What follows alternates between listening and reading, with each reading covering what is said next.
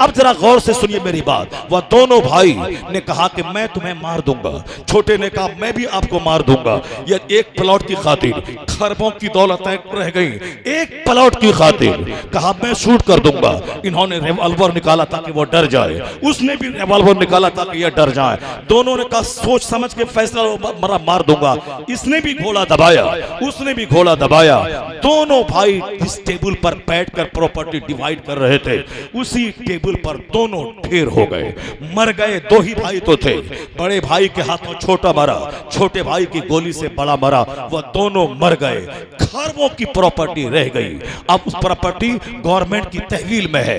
ये दोनों चले गए। यही है दुनिया, जहां अल्लाह रसूल को छोड़ के जहां दुनिया होगी वहां कत्ल होगा, फितना होगा, फसाद होगा, वहां भाई भाई आपस में लड़ेगा, वहां जलजला आएगा, वहां समाज में आग लगेगी, शादी के मौके पर कत्ल होगा, वहां शादी के बाद तलाक होगी, फितना होगा। खूब मस्तियां तुमने की, डीजे बजवाया, आलिम मना करते रहे नहीं माना, खूब जबरदस्त कीमती कार्ड छपवाया, गरीब एक पैसे की दवाई के लिए मरता रहा, मगर 200 रुपए का कीमती कार्ड छपा। जो मैं छपाया हूं पूरे शहर में कोई नहीं छपवा सकता है। जैसा डेकोरेशन मैंने किया है अपनी बेटी की शादी में, ऐसा कोई नहीं करेगा।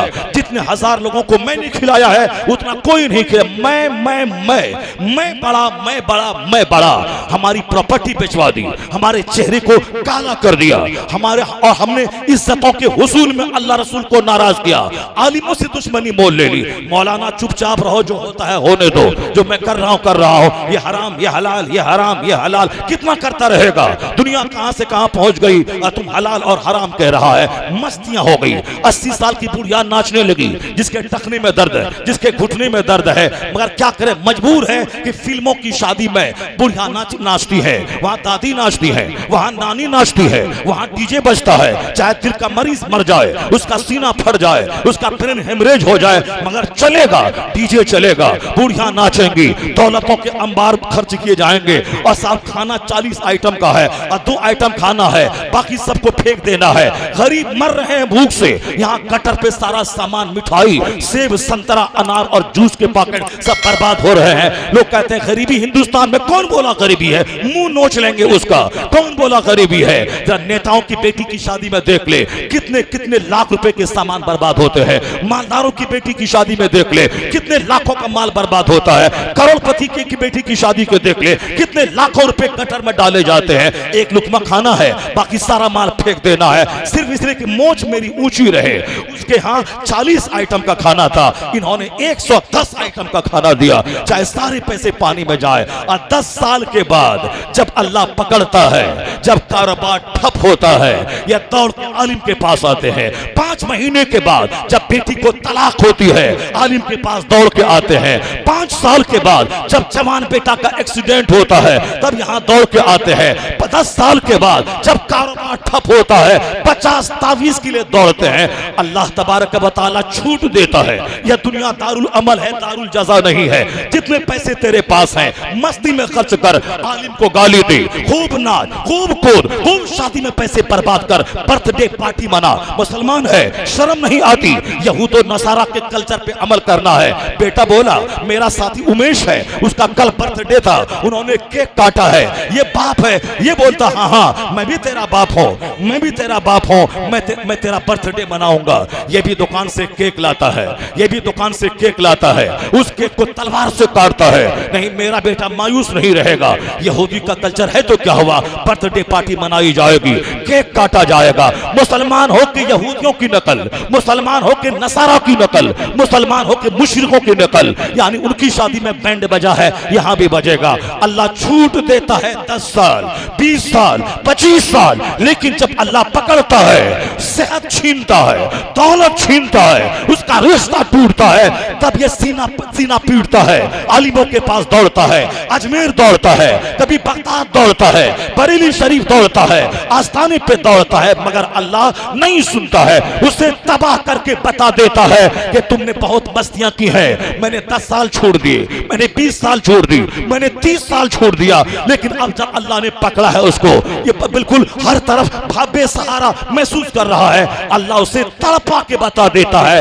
कि तेरी मर्जी नहीं चलेगी, मैंने छोड़ दिया था, तेरे चाहने से सब कुछ नहीं होता है, वही होता है जो मंजूर खुदा होता है। अल्लाह घमंड तोड़ के बता देता है तू कुछ नहीं है, अल्लाह ही सब कुछ है। नहीं देखा तुमने 2 साल पहले हिंदुस्तान के हालात कैसे थे? हिंदुस्तान में एक शख्स बोल रहा था तुमको भगा दूंगा, तुमको यहां से मिटा दूंगा, तुमको यहां से चला दूंगा। लोग बोल रहे हैं क्या मतलब है कि तुम्हें यहां डिटेंशन कैंप में डाल दूंगा, तुम्हें फला जगह डाल दूंगा। मारने की बात, काटने की बात, धारने की बातें हो रही है, इस तरह की सारी बातें हो रही है। बैठ जाए। नारे रिसालत हुजूर सैयद शाहिद मियां साहब क़िबला जन्नत शरीफ, हुजूर सैयद शाहिद मियां साहब क़िबला जन्नत शरीफ, उलमाए अहले सुन्नत, नारे तकबीर, नारे रिसालत, नारे गौसियत। माशाअल्लाह। आप सब बैठ जाएं, बैठ जाएं। सैयद साहब क़िबला तशरीफ ला रहे हैं, ये उलमाए कराम उनका इस्तकबाल कर रहे हैं। उनके एहतराम में उलमाए कराम खड़े होंगे, उनका इस्तकबाल करेंगे। नेताजी भी, हमारे बरक़ साहब भी आ गए और हमारे मुफ्ती आज़म मुरादाबाद भी आ गए। और फिर एक पीर साहब की कमी थी, हमारे सैयद साहब क़िबला भी तशरीफ ले आए।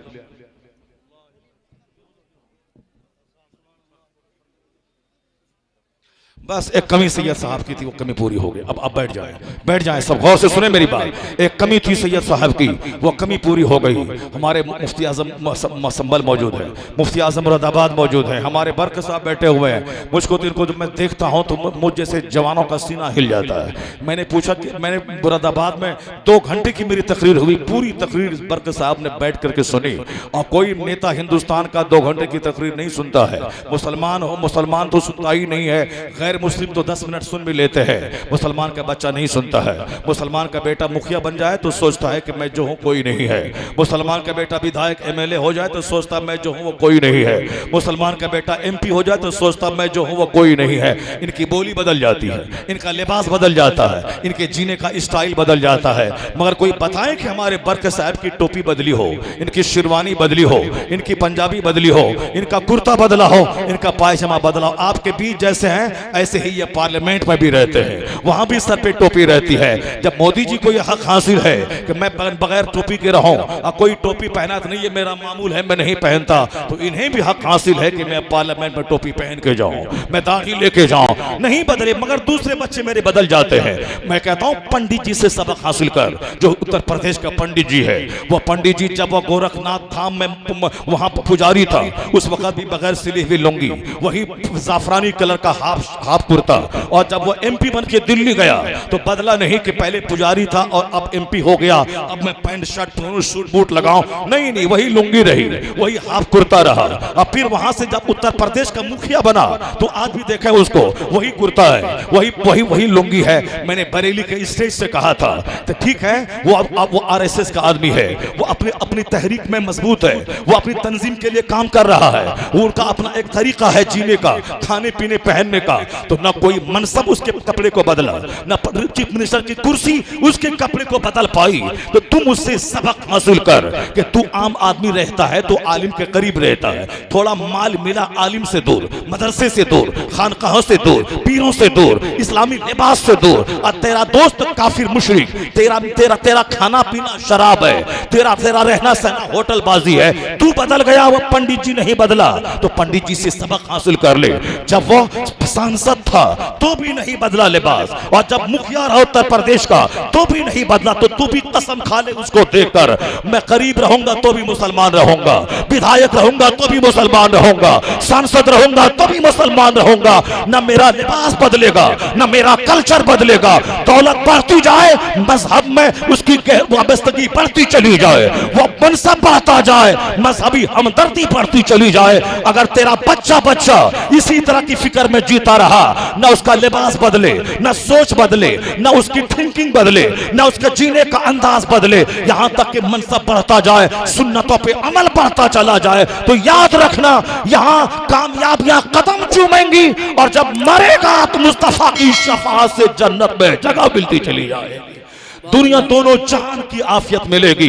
तो काफिरों को देखकर तुम उससे निगेटिव मत ले, वहां से अपना पॉजिटिव पहलू ले ले, उनसे सबक हासिल कर। फिल्म के ये एक्टर अजान के खिलाफ बोल रहे हैं, फिल्म के एक्टर मदरसे के खिलाफ बोल रहे हैं, फिल्म के एक्टर हमारी औरतों के पर्दे के खिलाफ बोल रहे हैं, और तुम उनके पठान फिल्म को तुम उसको इतना नवाज रहा है कि एक दिन में कई हजार करोड़ का वो कारोबार कर वो फिल्म कर रही है।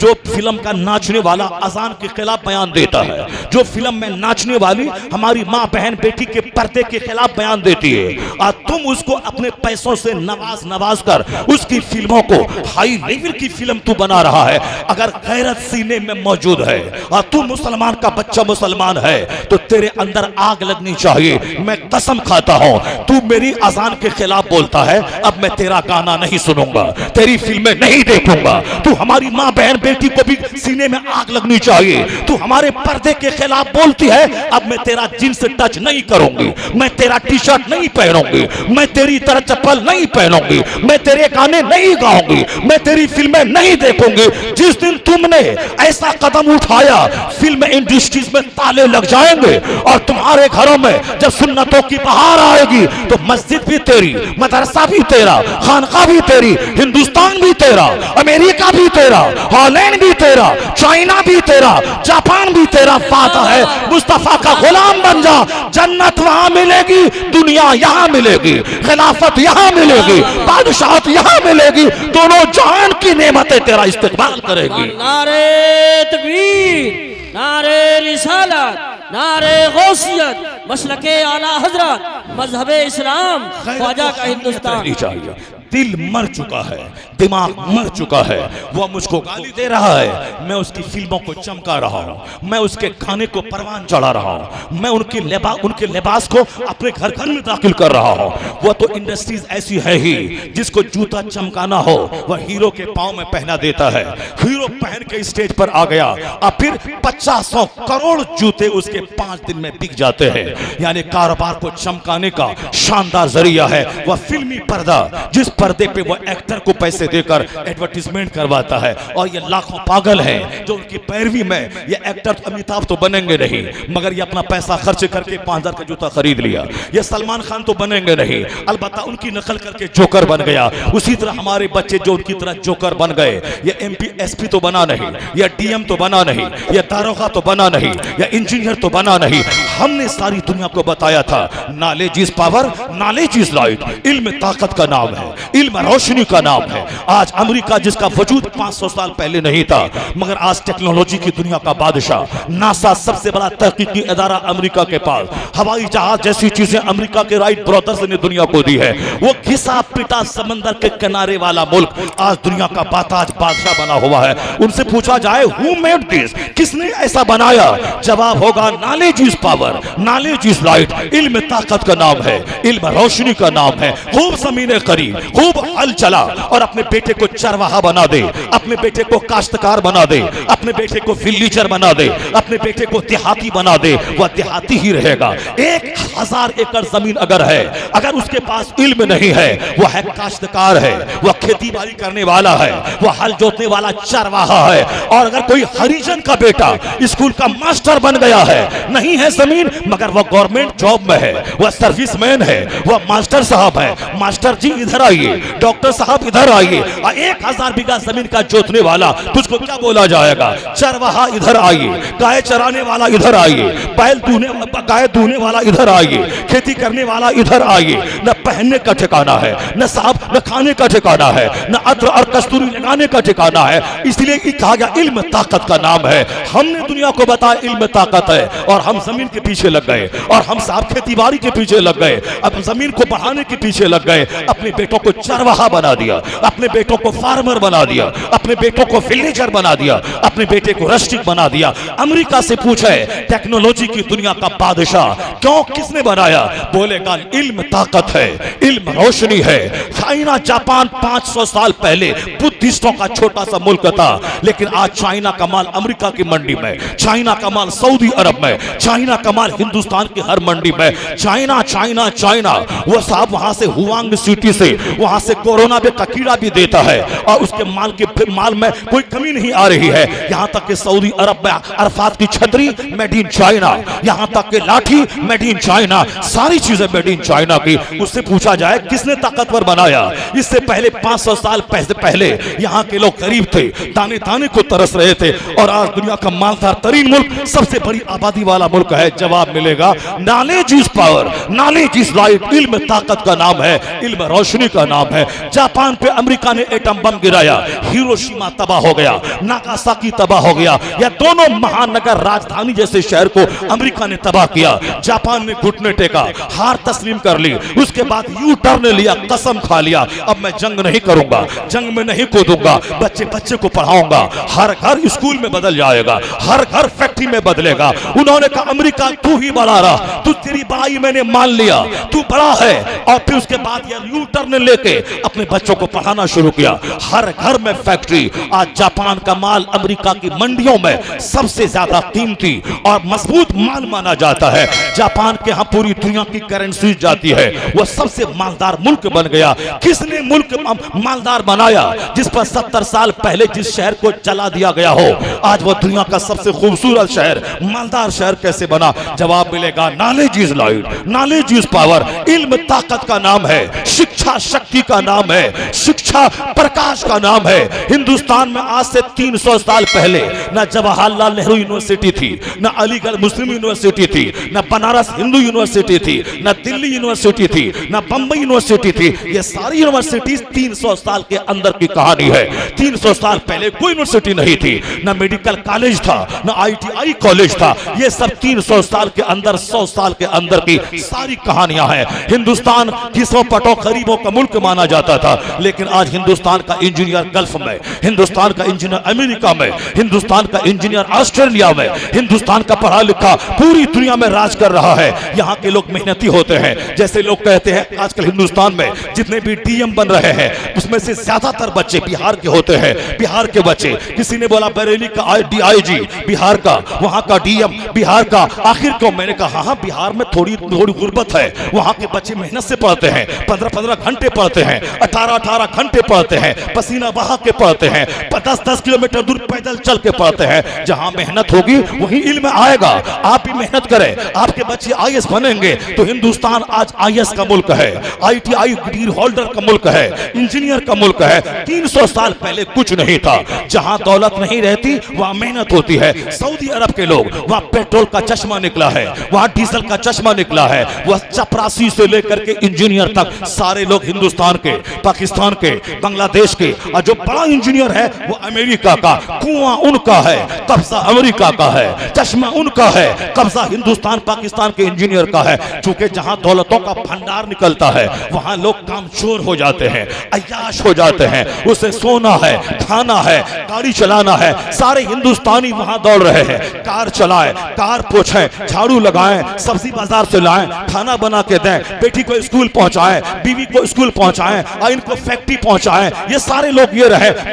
बावर्ची यहाँ का रहे। ये हिंदी मिस्कीन वहां कमाता 1000 रियाल और हिंदुस्तान हो जाते हैं इसके 40,000 रुपए। ये मस्त रहता है। वहां के लोग बोलते 40,000 दे तो दिया तुम्हारा, मगर मैं तो बादशाह बन के हूं। अब वह लोग गाड़ी तक नहीं चला सकते, गाड़ी के ड्राइवर बनते हैं वह लोग, मगर फैक्ट्री नहीं चला सकते। जहां गुर्बत होती है वहां मेहनत करते हैं, जहां माल का भंडार आ जाता है लोग कमजोर बन जाते हैं। आज हिंदुस्तानी वहां के मुकाबले में गरीब हैं, इसीलिए मेहनती है। इनकी पूछ अमेरिका में है, यहाँ के इंजीनियर की पूछ गल्फ में है। तो सुनिए गौर से, हिंदुस्तान आज हिंदुस्तान इंजीनियर का मुल्क कहलाता है। किसने इसे ताकतवर बनाया? मेरे पास इल्म है, मैं ऑस्ट्रेलिया में कमाता हूँ, वहां से वहां कमा के लाता हूँ, तब शानदार घर बनाता हूँ। अगर मैं पढ़ा लिखा नहीं होता, मैं गल्फ नहीं जाता, पैसे नहीं कमाता, तो मेरी कार कहां से आती, मेरा घर कहां से आता, मेरी मार्केटिंग कॉम्प्लेक्स कहां से बनती, बड़े बड़े मॉल कहां से बनते। उत्तर प्रदेश की राजधानी लखनऊ का लुलु मॉल, जिस मॉल का मालिक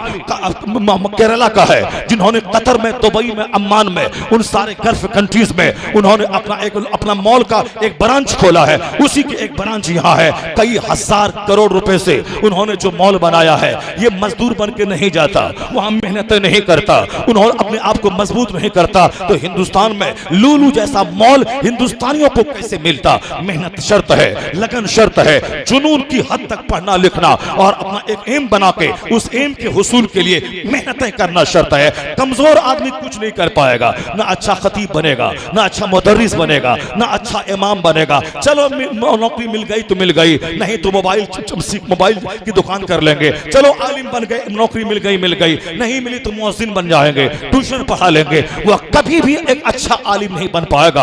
अच्छा आलिम बनने के लिए जुनून चाहिए। अच्छा आलिम बनने के लिए तालिब इल्मी के जमाने में फिक्र ना करे कि मैं कल क्या खाऊंगा, मैं कल नौकरी मिलेगी कि ना मिलेगी। वो आज अपना मनसब मकसद बना ले, आज का सबक याद करके सुनाना है।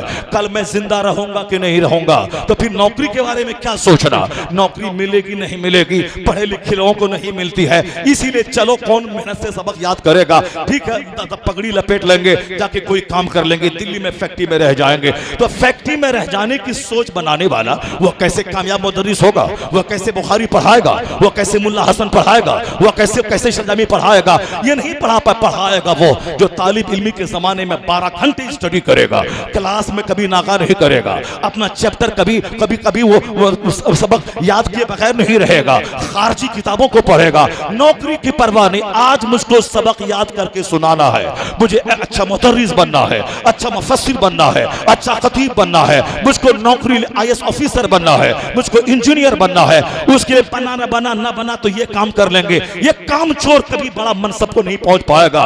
जुनून की हद तक चाहे तो इंजीनियर बनो या इसी इंजीनियर की तैयारी में मर जाओ, चाहे मैं IAS ऑफिसर बनो या तैयारी करते करते मर जाओ। ये जुनून जहां होगा IAS बनने से कोई रोक नहीं पाएगा, अच्छा डॉक्टर बनने से कोई रोक नहीं पाएगा। यही जुनून हमें सरकारे दो जहां की मुकद्दस जिंदगी से मिल रहा है। हुजूर के सामने आया था, इस्लाम की तबलीग छोड़ दे, मक्के का सरदार आपको हम मान लेते हैं। इस्लाम की तबलीग छोड़ दे, आपको खूबसूरत जिस बेटी से निकाह करना चाहे मक्का की हसीन तरीन खातून आपके निकाह में डाल देंगे। अगर आपको सोने चांदी के ढेर का शौक है, हम सारे मक्का के कबीले वाले सोने चांदी का ढेर आपके पांव में लगा देते हैं। अगर आप पर कोई जादू टोने का असर है, दुनिया का बड़ा से बड़ा आमिल तलाश करके मैं आपके इलाज के लिए मैं प्रयास करूंगा। आप हमारे बुतों को गाली देना छोड़ दें, इस्लाम की तबलीग छोड़ दें। सरकार दो जहां ने क्या कहा था? चाचा जान आप इनकी बातें सुन के नर्वस हो गए, कह दें इनसे या दाहिने हाथ में सूरज बाएं हाथ में चांद ला के दे दे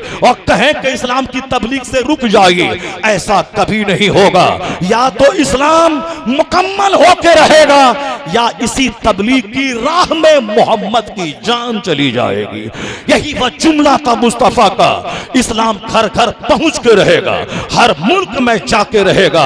हुजूर ने गालियां सुनी, हुजूर ने पत्थरों की मार सही, हुजूर की पिष्ट अक्तस पर ऊंट की उजली डाली गई, सरकारे दो जहां के कत्ल का प्लान बनाया गया। हुजूर खुद पर मक्का की जमीन तंग कर दी गई, सरकार मक्का छोड़ के मदीना आ गए, मगर एक इंच इस्लाम की तबलीग से पीछे नहीं हटे।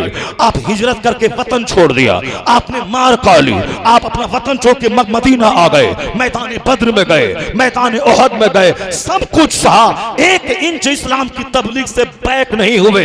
तो अल्लाह ने कामयाबी ऐसी दे दी कि ऊंट की उजली डालने वाला गुलाम बन के खड़ा है, कत्ल का प्लान बनाने वाला नौकर बन के खड़ा है। हर घर में इस्लाम पहुंच गया। मक्का के सारे दुश्मन कलमा पढ़ के गुलाम बन के हाजिर है। अरब पे अजम पे मुस्तफा का कब्जा, यमन पे रूम पे मुस्तफा का कब्जा, ईरान पे स्पेन पे मुस्तफा के गुलाम का कब्जा। हुजूर अकेले थे मोहम्मद अरबी, लेकिन आज 200 करोड़ लोग हैं जिसके नाम के साथ लफ्ज़ मोहम्मद जुड़ा हुआ है। मोहम्मद अहमद, मोहम्मद रफीक, मोहम्मद शफीक, मोहम्मद कमर, मोहम्मद एहसन, मोहम्मद इब्न अब्दुल्ला अकेला था। आज 200 करोड़ मोहम्मदी फौज है जो मुस्तफा के नाम पे गर्दन कटाने को तैयार है। यह इस बात की दलील है कि मुस्तफा के नाम का गिराफ कभी नीचा नहीं हुआ बल्कि हमेशा बढ़ता चला गया और कभी नीचा नहीं होगा। एक नाम मोहम्मद है जो बढ़कर घटा नहीं, वरना हर एक उरूज में बिनहा सवाल है और यह क़यामत तक होता रहेगा। वरफ़अना लका ज़िक्रक, आज 200 करोड़ है, तुम घबराओ मत, ना हिंदुस्तान का कोई लुच्चा मुस्तफा का नाम घटा पाएगा, ना यहाँ का कोई बंदर मुस्तफा का नाम घटा पाएगा, ना अमेरिका का कोई जालिम हुजूर की अजमत को घटा पाएगा। अल्लाह ने नबी का जिक्र बुलंद किया है, अभी सब्र कर, तू भी नबी के तरीके पे अमल कर, इस्लाम का जुनून बसा ले। या तो मैं सजदा करूंगा या फिर मैं जिंदा ही नहीं रहूंगा। सजदा करूंगा, इल्म हासिल करूंगा, बच्चों को पढ़ाऊंगा, इस्लाम के लिए जीऊंगा, मजहब के लिए मरूंगा। ये जुनून पैदा कर ले तो फिर ये तुम्हें काट नहीं पाएंगे, भगा नहीं पाएंगे। आज 200 करोड़ है, अगर तुमने सब्र किया, नबी की गुलामी की, तो आने वाले 50 साल के बाद 500 करोड़ लोग होंगे जिसके नाम के साथ लफ्ज़ मोहम्मद जुड़ा हुआ होगा। नारे तकबीर, नारे रिसालत, एक नाम मोहम्मद है जो पढ़कर घटा नहीं, वरना हर एक उरूज में पिन्हा ज़वाल है। हुजूर की जिंदगी हमारे लिए मीनारे नूर है, हमारे लिए लाइट का मजमुआ है। आप भी अपनी जिंदगी में जब भी बिजनेस करें, जब भी बच्चे हमारे पढ़े लिखें, यह न बोले कि हिंदुस्तान हिंदुओं का मुल्क है, या आईएएस नहीं बना जाएगा, ये हिंदुस्तान हिंदुओं का मुल्क है। अब्बा यहाँ नौकरी नहीं मिलेगी, बेटे को 2 तमाचा मारे। बंदर, तुमको किसने बोला कि हिंदुस्तान हिंदुओं का मुल्क है? हिंदुओं का मुल्क है, मुसलमानों का भी मुल्क है, सिखों का भी मुल्क है, जो लोग हिंदुस्तानी हैं सबका मुल्क है। ये तुम नर्वस कैसे हो गए कि हिंदुस्तान हिंदुओं का मुल्क है? आबादी उनकी ज्यादा है, मगर तुम्हारी भी कुर्बानियां हैं, तुम भी यहाँ रहते हो, तुम्हारे बाप दादा 1200 साल से यहाँ रहते हैं। यहाँ पूरे हिंदुस्तान को सजाने संवारने में 1000 साल तक शासन करके हिंदुस्तान को मुहस्सब बनाने में, हिंदुस्तान को डिसिप्लिन बनाने में हमारे आबा अजदाद का रोल रहा है। अगर यकीन नहीं आए तो अमेरिका का प्रेसिडेंट इंडिया आता है, वह कोई दूसरा घर देखने नहीं जाता है, वह ताजमहल देखने जाता है। दुनिया का अजूबा, किस कदर नक्काशी है, कौन आर्किटेक्ट था, कौन इसका इंजीनियर था, किसने नक्काशी की। उस जमाने में कोई कॉलेज नहीं था, कोई यूनिवर्सिटी नहीं थी, तो ताजमहल का इंजीनियर कहां से आया? अमेरिका का प्रेसिडेंट शौचालय देखने नहीं जाता है, अमेरिका का प्रेसिडेंट वह किचन देखने नहीं जाता है, अमेरिका का प्रेसिडेंट वह रसोई गैस देखने नहीं जाता है। वहां का प्रेसिडेंट ताजमहल देखने आता है, लाल किला देखने आता है, कुतुब मीनार देखने आता है, आगरा का किला देखने आता है। ये आगरा का किला किसकी यादगार, ताजमहल किसकी यादगार, कुतुब मीनार किसकी यादगार, ये साहब तो ये लाल किला किसकी यादगार, जामा मस्जिद किसकी यादगार? इंजीनियर कौन था? इसी मदरसे का पढ़ा हुआ इंजीनियर था जो लाल किला का नक्शा दिया, जो ताजमहल का नक्शा दिया, जो कुतुब मीनार का नक्शा दिया, जो जामा मस्जिद दिल्ली का नक्शा दिया। पहले कोई कॉलेज ही नहीं था तो इंजीनियर कहां से आता? यही वह मदरसा था जो कुतुब भी पैदा करता था और ताजमहल का इंजीनियर भी पैदा करता था, जो जामा मस्जिद दिल्ली का इंजीनियर पैदा करता था। ये रोशन तारीख इसकी रही है। अपने बच्चों को बताते हैं कि कभी इस तरह के जुमले मत बोलना। हिंदुस्तान दूसरों का मुल्क है, उसका भी है, मेरा भी है, जो भी हिंदुस्तानी है सबका है। मैं तो अक्सर कहता हूं ये नेता से ज्यादा देशभक्त हमारे आलिम, हमारे मौलाना है। ये नेताजी अमेरिका से घूम के आते हैं तो अमेरिका की तारीफ करते हैं, क्या वहां की बिल्डिंग, क्या वहां का मॉल, क्या वहां का व्हाइट हाउस, क्या वहां की सड़कें। मगर हम जब अमेरिका से घूम के आते हैं तो क्या बोलते हैं? अमेरिका के व्हाइट हाउस से बेहतर हिंदुस्तान की सड़ी हुई गलियां हैं, हिंदुस्तान की सड़ी हुई सड़कें हैं। अमेरिका से बेहतर हिंदुस्तान हमारा, ब्रिटेन से बेहतर हिंदुस्तान हमारा, चाइना से बेहतर हिंदुस्तान हमारा।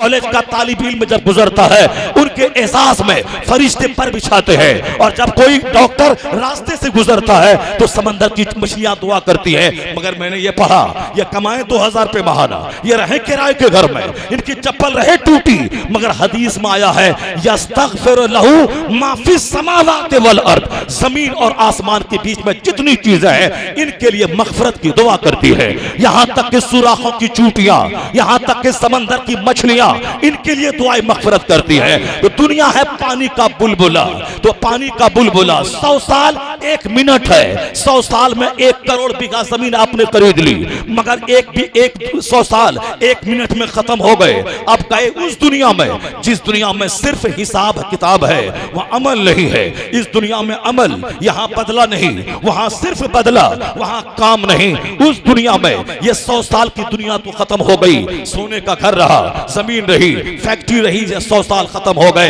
1 मिनट में। अब जिस दुनिया में इसने कदम रखा है उस दुनिया की इज्जतों के बारे में पूछे, वहां कहा जाएगा कि सब तुम खाने पीने की तंगी थी, पहनने की तंगी थी, मकान की तंगी थी, तो तुमने सब्र किया, दीन का काम किया। अब कुरान पढ़ता जा, जन्नत की मंजिलें तय करता चला जा।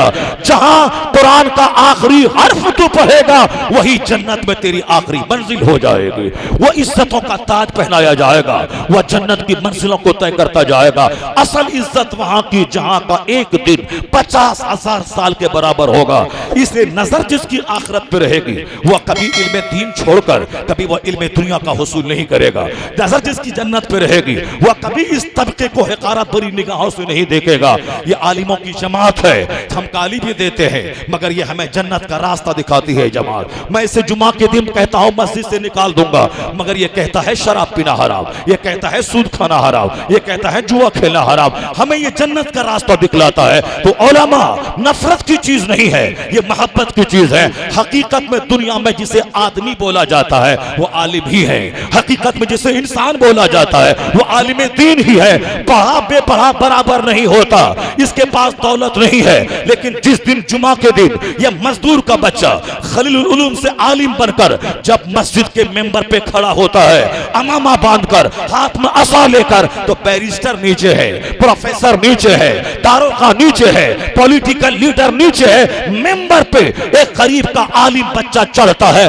ऐसा लगता है इल्मे दीन ने इसे बादशाह बना दिया है जो रियाया को ललकार रहा है। ये कमांडर इन चीफ है जो फौज को ललकार रहा है। ये वो इज्जत है न किसी प्राइम मिनिस्टर को हासिल है, न बैरिस्टर को हासिल है, न किसी लॉयर को हासिल है, न एडवोकेट को हासिल है, न लैंडलॉर्ड को हासिल है। ये कुरान हदीस पढ़ने वाला ये आलिम ही है जिसे अल्लाह ने वो इज्जतों से नवाजा है कि नाइब पैगंबर का मनसब इसे अता फरमा दिया। नारे तकबीर, नारे रिसालत, नारे गौसियत। अगर इस पर उलमा की नजर रहे तो वो कभी दुनिया के चंद सिक्के कमाने के लिए जलीलों जैसी हरकत कभी नहीं करेंगे। नजर इस पे रहे कि जो अल्लाह ने नेमत मुझको दी है उस नेमत से प्रधानमंत्री महरूम है, अमेरिका का जो बाइडेन महरूम है, हिंदुस्तान के उद्योगपति महरूम है। ये दुनिया की खसलत है फितना, दुनिया की आदत है कत्ल, दुनिया की आदत है जलील करना। यह दुनिया का दुनिया है ही वो जगह जिसमें दनानत है, जिसमें कमीनगी है। यह दुनिया मुर्दार है जिसका चाहने वाला कुत्ता है। हुजूर ने फरमाया दुनिया और दुनिया में जो कुछ है उस पर लानत की गई है, मगर इल्ला आलिमुन और मुतअल्लिमुन, मगर वह उस पर लानत नहीं जो आलिम है, जो इल्म सीखने वाला है, जो अल्लाह का जिक्र करता हो और जो चीजें इससे रिलेटेड है जैसे मदरसा है, मस्जिदें हैं, खानका है, जो अल्लाह का जिक्र करते हो उस पर लानत नहीं। बाकी इससे हट के जो दौलत दुनिया को मकसद हयात बना ले वो अरबों में क्यों ना खोले खेले उस पर लानत है, उस पर लानत है। दुनिया पे और दुनिया की चीजों पे लानत है जो अल्लाह से दूर कर दे, जो जन्नत से दूर कर दे।